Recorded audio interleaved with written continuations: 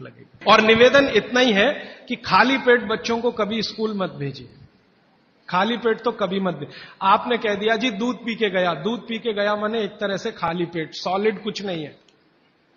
Solid सुबह सुबह शरीर में जाना बहुत ही आवश्यक है, अगर भविष्य में आप उसको एसिडिटी, अल्सर, पेप्टिक अल्सर से बचाना चाहते हैं तो। हमारे चिंतकों ने कहा है, हमारे बुजुर्गों ने कहा, हमारे इतिहासकारों ने कहा है कि परिवर्तन ही जीवन है। तो क्या सारे परिवर्तन बेमानी है? अगर ऐसा है, अगर परिवर्तन बेमानी नहीं है तो ऐसे कौन से परिवर्तन है जिसे हम अपनाएं और ऐसे कौन से परिवर्तन है जिसे हम ठुकराएं? बहुत अच्छा सवाल। देखिए, दुनिया में हर समय परिवर्तन होते हैं, ये प्रकृति का नियम है और यही जीवन है, ये बिल्कुल सही बात है। लेकिन हमें ध्यान ये देना है कि कौन से परिवर्तन हमारे अनुकूल हैं और प्रतिकूल हैं, बस इतना ध्यान देना है। अब इस बात को भागवत जी कहते हैं एक सूत्र में, अब आपने पूछ लिया तो वो सूत्र भी वो ये कहते हैं कि जिस आबो हवा और परिस्थिति में आप रहते हैं उसमें रहते हुए जो परिवर्तन होगा वो आपके अनुकूल है, और जो आबो हवा और परिस्थिति में आप नहीं रहते हैं वहां जो परिवर्तन होगा और आप उसको धारण करेंगे वो आपके प्रतिकूल है। अब मैं इसको और स्पष्ट करता हूं। यूरोप और अमेरिका में पिछले 100 साल में जितनी रिसर्च हुई वो उनके लिए बहुत अनुकूल है। उनके लिए रेफ्रिजरेटर यूरोपियन लोगों के लिए बहुत काम की चीज है।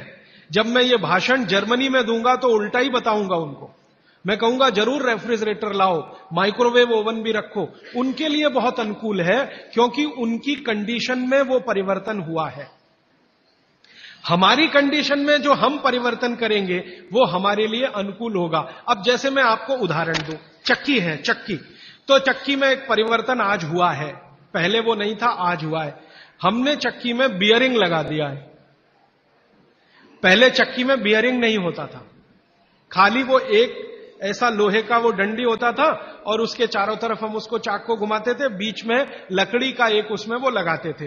वो लकड़ी का हमने निकाल के उसमें बियरिंग लगा दिया, ये भी परिवर्तन हुआ, ये हमारे अनुकूल बैठता है।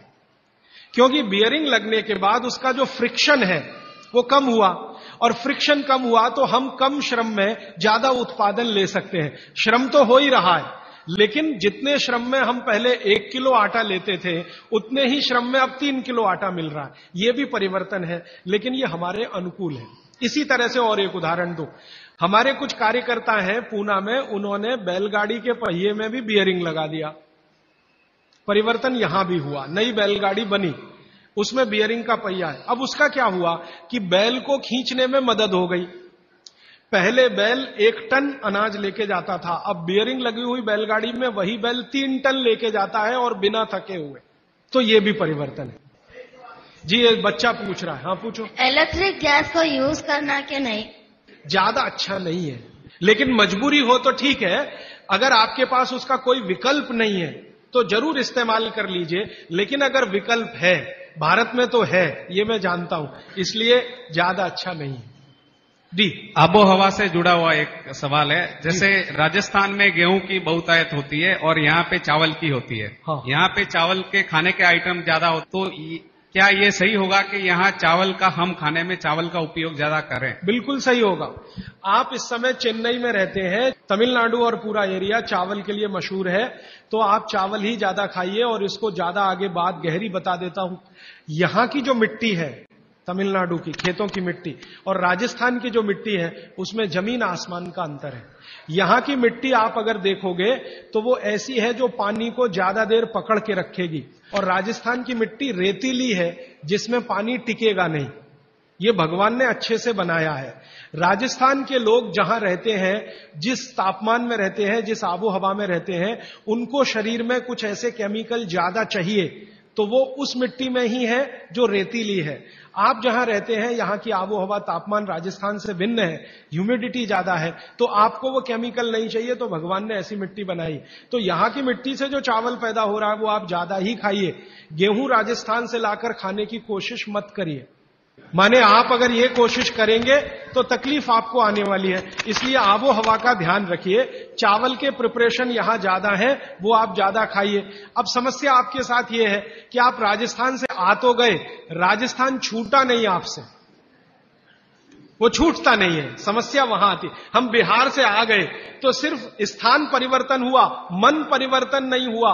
मन अभी भी है राजस्थान में। माने, मैं इसको ऐसे कहना चाहता हूं कि अनुकूल परिस्थिति हो गई तो आप वापस राजस्थान चले ही जाएंगे, क्योंकि मन नहीं छूटा। आपका मन नहीं छूटा है, इसलिए आपका स्वाद भी नहीं छूटा।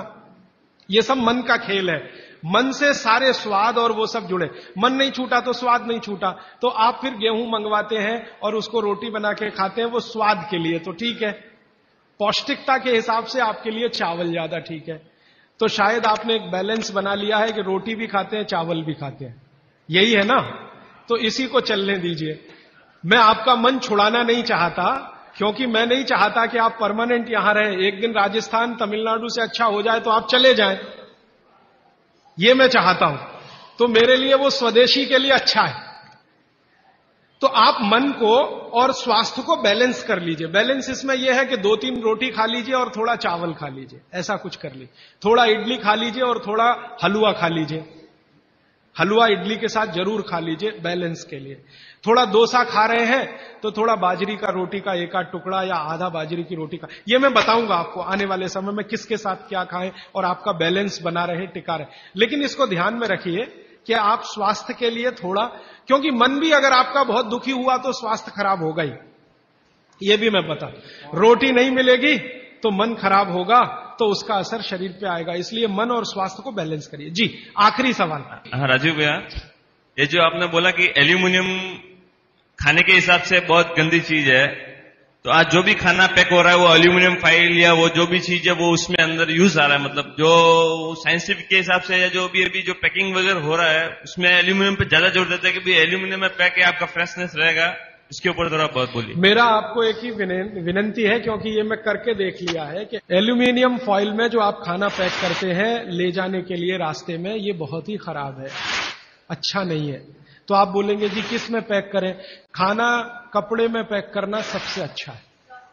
कपड़ा, सूती कपड़ा होता है ना, पतला, एकदम पतला, उसमें जो रोटी बांध के आप रखें वो दुनिया का सबसे अच्छा पैकिंग है। वो विज्ञान के हिसाब से बहुत अच्छा है। पतले सूती कपड़े में रोटी बांध कर रखना सबसे अच्छी पैकिंग है।